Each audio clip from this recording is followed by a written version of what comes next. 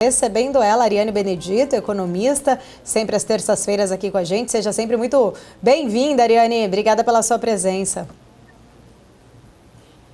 Obrigada, Paula. Sempre um prazer estar aqui com vocês.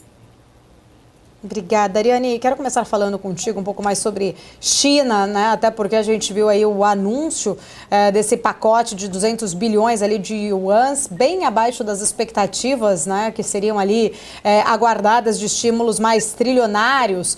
Entender um pouquinho qual a sua avaliação sobre, de fato, essa capacidade dessas medidas conseguirem impulsionar a economia chinesa num curto prazo. O mercado parece que não ficou tão otimista assim com este anúncio. Será que o governo chinês reconhece aí um estado de emergência desta economia, talvez tarde demais para conseguir garantir esta meta de 5% de crescimento este ano? Ou você ainda acredita que estas medidas ou novas medidas mais robustas possam vir e ser tomadas a tempo? Existem algumas teorias colocadas por alguns researchers, né? Hoje pela manhã foi o assunto mais comentado entre os grupos, né? Discussão técnica sobre o assunto. De fato, o mercado esperava um anúncio maior de estímulos. No entanto, tem a teoria de que algumas casas, né, alguns técnicos leram de forma que o governo chinês se antecipou muito na última divulgação, que causou a grande euforia em relação ao minério de ferro, trazendo essa precificação mais alta, né, entre outros ativos, né, com uma expectativa de um aquecimento muito abrupto da economia chinesa, e por conta disso, talvez nesse momento a comunicação, né, o retorno à comunicação sobre os estímulos foi um pouco mais cautelosa, exatamente para não acontecer, né, essa euforia demasiada do mercado, de acreditar que por conta dos estímulos apresentados a China também melhoraria a conjuntura macroeconômica.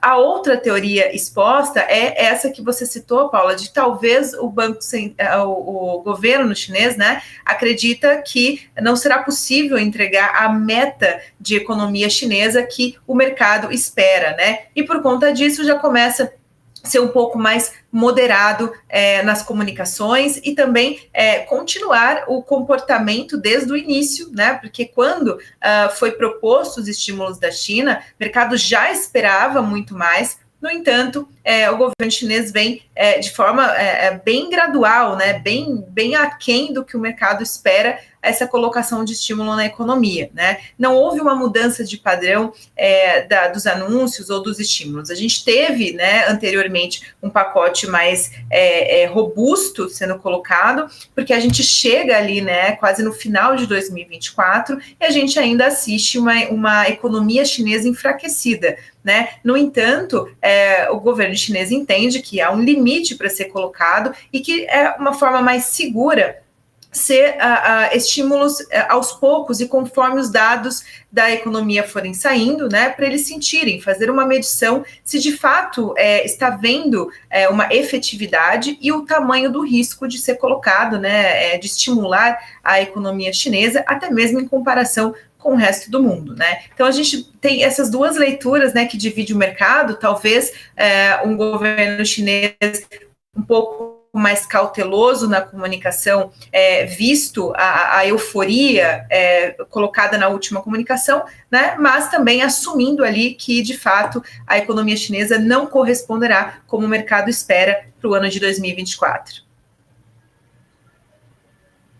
Acho que nessa divisão, né, como você bem colocou, a gente vê que tem muitos economistas ali divididos em relação a isso e até mesmo lendo mais, né, sobre esses estímulos. Até vi que muitos economistas chineses, eles estão defendendo agora essas políticas mais expansionistas, mas há esse debate muito contínuo sobre a necessidade de reformas estruturantes para conseguir eliminar ali talvez esse excesso, né, ali da capacidade e de um outro lado, de fato, se o ideal é fazer mais medidas, até mesmo ali comparadas com os estímulos que foram em 2009, logo após aquela crise, né, ali global financeira, que foram trilhões colocados e injetados na economia da China. É claro que a gente tem ali situações muito diferentes, hoje até mesmo um consumo interno muito baixo dentro da China, mas de alguma forma eu queria entender se você acredita, né, que a China ela deveria concentrar-se mais nas reformas de longo prazo, ao invés de depender desses estímulos pontuais, ou colocar de fato fato ali esses estímulos pontuais, mas mensurando talvez esses riscos de uma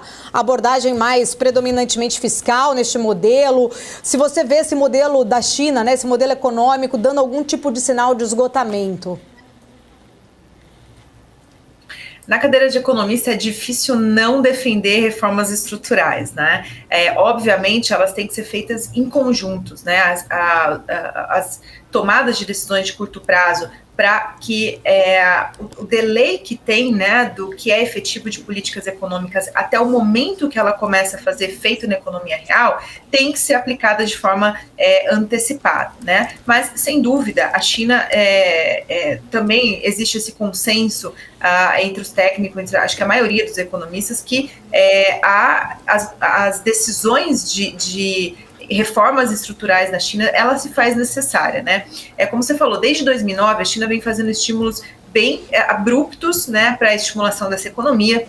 Já se houve a discussão de uma intervenção quase que artificial da economia da China, e que uma hora isso viraria uma bolha, né? Principalmente na questão imobiliária, que é mais esperada, mais aguardada, porque a China cresceu muito nesse setor principalmente, trouxe o maior crescimento, a maior parte da economia chinesa ligada a esse setor, né? Só que a economia tem um limite, né? O limite de produção, o limite de consumo, o limite de demanda, né? E que a gente viu que após esse efeito de um crescimento expressivo da China, né, tomando conta ali da economia real, ela praticamente chegou a um limite que ela consegue manter a economia aquecida nesses patamares, né? E é natural, né, que pós esse atingimento desse limite, a economia venha a ceder, porque você começa a ter também outras aderências, né, de setores, às vezes uma mudança de consumo no meio, e aí a gente teve a pandemia, que obviamente mudou, né, as vias de consumo, a demanda propriamente dito, para o mundo todo, e a China não foi diferente, né? A gente teve um desaquecimento do setor imobiliário exatamente por uma mudança mais estrutural pós-pandemia que o mundo inteiro passou. E agora a oferta tem que se adequar a essa mudança de demanda, né? Então, por isso se faz necessárias reformas estruturais, para atender essa modificação de cenário, essa modificação da economia chinesa, e também o mercado começar a olhar, né, para outros setores que não sejam os principais de motivação de crescimento ali da China, que a gente já espera que isso aconteça, né? E é esse estímulo para outros setores que é aguardado pelo mercado também, para entender como que o governo chinês vai lidar com essa fomentação de setores que antes não eram tão importantes assim para a China, né? Acho que também depois da mudança ali, né, da proposta de governo que foi anunciada em 2022 para a China, a gente viu que o foco não era mais, né, o crescimento a todo custo, mas sim focado também nas necessidades básicas de consumo, que antigamente não era nem discutido na política chinesa, né? Então, teve essa mudança da própria posição do governo de entender que outros setores econômicos também precisam ser estimulados. E agora se espera quais serão as medidas sendo colocadas, e que o governo chinês vem de forma gradual, né, de forma muito conservadora sendo colocado. Até mesmo porque eu acho que existe a dúvida, Paula, por conta do próprio governo, qual seria o impacto real desses estímulos, né?